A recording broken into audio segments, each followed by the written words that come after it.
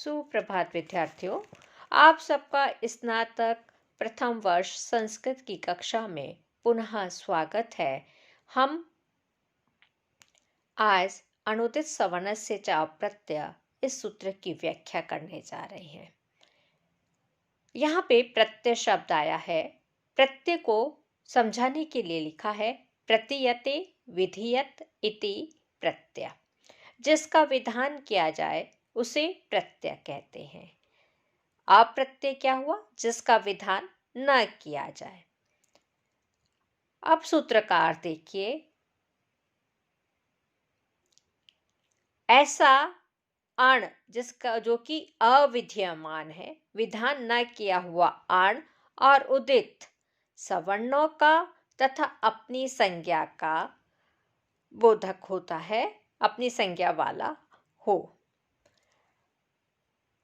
अत्रेवाण परेण नकारेण, केवल इसी सूत्र में अण प्रत्याहार पर नकार से ग्रहित होता है।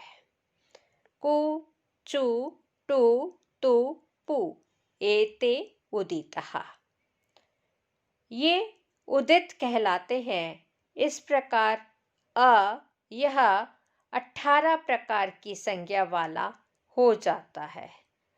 इसी प्रकार ई और उ भी 18 प्रकार की संज्ञा वाला हो जाता है। ऋकार 30 प्रकार की संज्ञा वाला होता है। तदेवं अ इत्याष्टादशानां संज्ञा तथेकारो का आरौ ऋकारस्त्रिशतः एवं ऋकारो अपि एचो द्वादशानाम्।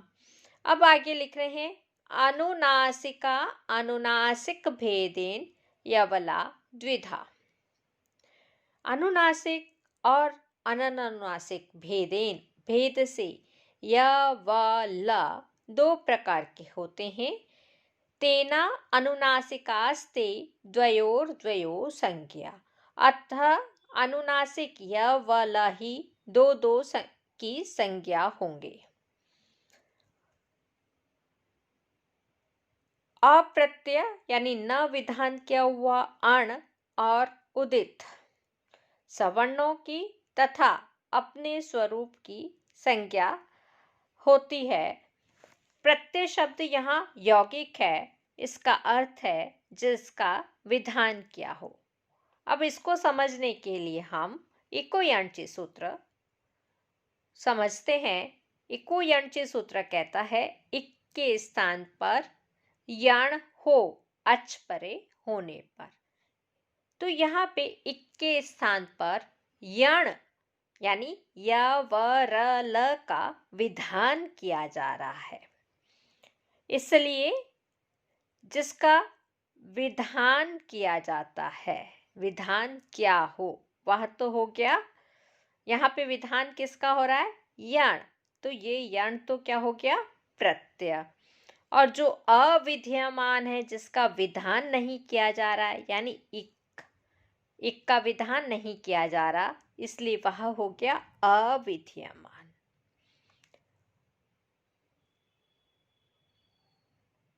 आपको विद्यमान और अविद्यमान पुनः समझाती हूं। इक्को यणचि सूत्र में जिसका अर्थ होता है इक के स्थान पर यण हो, इक के स्थान पर किसका विधान हो? यण का। तो जिसका विधान किया जाता है, यानी यण का जब विधान किया गया तो यण हो गया विधीयमान। अब इक का विधान नहीं हो रहा है ना, एक क्या है? अविधीयमान है। स्पष्ट हो गया होगा। अब आगे आ रहा है अत्रेवाण परेण नकारेण। यह हमने पहले भी बताया।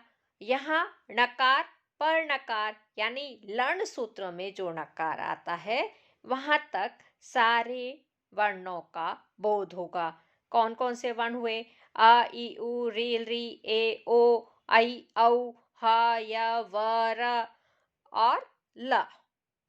इतने सारे वर्णों का बोध अण प्रत्याहार से होगा।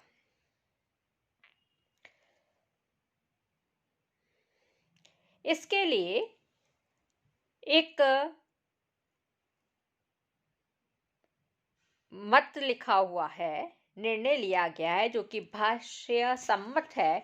परिणेवाण गृह्या सर्वे पूर्वेणावाण गृहा मतः ऋते अनुदित सवनस्य ते देवम परिणतु। अर्थात इन प्रत्याहार में सर्वत्र पर लन वाले णकार से ग्रहण किया जाएगा और अण प्रत्याहार अनुदित सवर्ण से प्रत्यय को छोड़कर सब जगह अ ई उ वाले नकार से ग्रहण करना चाहिए। अनुदित सवर्ण से प्रत्यय सूत्र में अण प्रत्याहार लण वाले नकार से ग्रहण किया जाता है। इस नियम के अनुसार यहाँ अण पर नकार से ग्रहण होता है। तो इस प्रकार अण से अ ई उ री री ए ओ ऐ औ ह य व र ल इन 14 वर्णों का ग्रहण होता है। यदि ये वर्ण अविद्यमान न विधान किए होंगे तो अपनी तथा अपने सवर्णों की संज्ञा होंगे। उदाहरण आपको पहले भी स्पष्ट किया है, पुनः स्पष्ट करती हूँ। इक्को यणची सूत्र में इक और अच अविद्यमान है, विधान नहीं किए गए। विधान तो यण का ही किया गया है। इससे एक प्रत्याहार के अंतर्गत ई उ री री ये 4 वर्ण अपनी तथा अपने सवर्णों की संज्ञा होंगे। इससे हुआ ये कि सुधि धन उपास्य यहाँ पर दीर्घ इकार के स्थान पर भी यण हो जाता है एवं अच प्रत्याहार के अंतर्गत अ ई उ री री ए ओ ऐ औ ये 9 वर्ण भी अपनी तथा अपने सवर्णों की संज्ञा होंगे। इससे दधि धन आनया यहाँ पे दीर्घ आकार परे होने पर भी यण सिद्ध होकर दध्यान्य हो जाता है। को चो टो तो पो ये इस शास्त्र में उदित माने जाते हैं।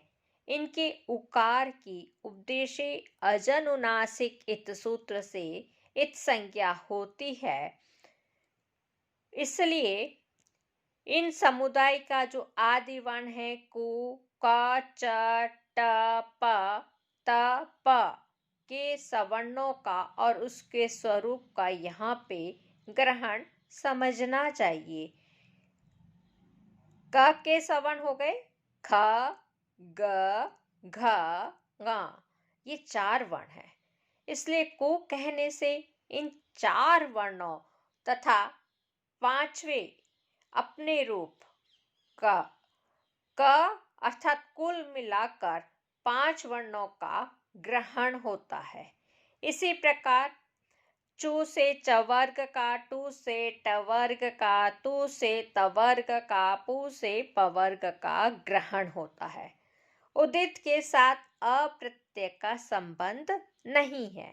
अतः उदित चाहे विद्यमान हो या अविद्यमान हो, प्रत्येक अवस्था में अपनी तथा अपने सवर्णों का संज्ञक होगा।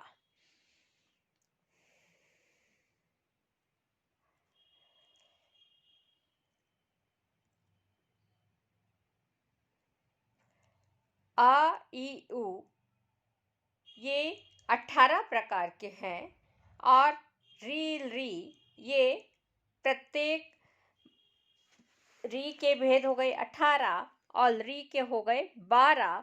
इस तरह से सवर्ण संज्ञक होने के कारण प्रत्येक वर्ण के 30 संज्ञेय होते हैं। ए ओ ऐ औ इनका ह्रस्व नहीं होता, इसलिए इन संज्ञाओं में से प्रत्येक वर्ण के पीछे लिखे अनुसार 12 संज्ञेय होते हैं। य व ल ये 2 प्रकार के होते हैं। एक अनुनासिक और दूसरा अननुनासिक। अण प्रत्याहार में अननुनासिक य व ल का पाठ है, अतः अननुनासिक ही अपनी तथा दूसरे अनुनासिकों की संज्ञा होते हैं।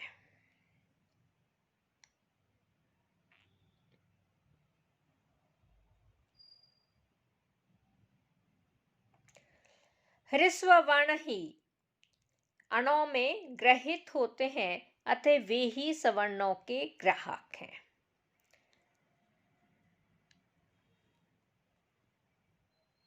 यहीं पे इस सूत्र की व्याख्या समाप्त होती है।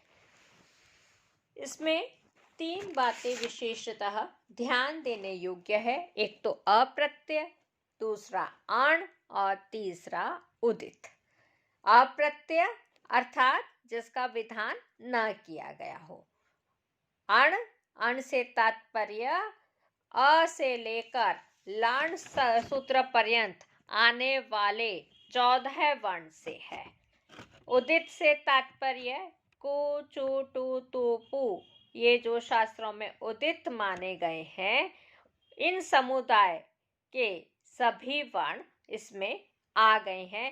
इनकी परस्पर में सवर्ण संज्ञा होती है और अण, उदित, अविद्यमान अण और उदित ये सवर्णों की तथा अपनी संज्ञा वाला हो, यह इस सूत्र का अर्थ है।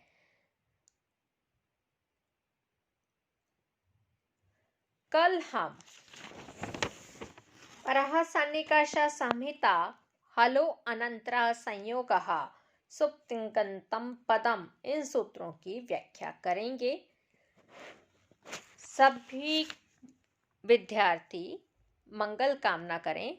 सर्वे भवन्तु सुखिनः, सर्वे सन्तु निरामया, सर्वे भद्राणि पश्यन्तु, मा कश्चित् दुःखभाग् भवेत्। ओम शांति शांति शांति। धन्यवाद।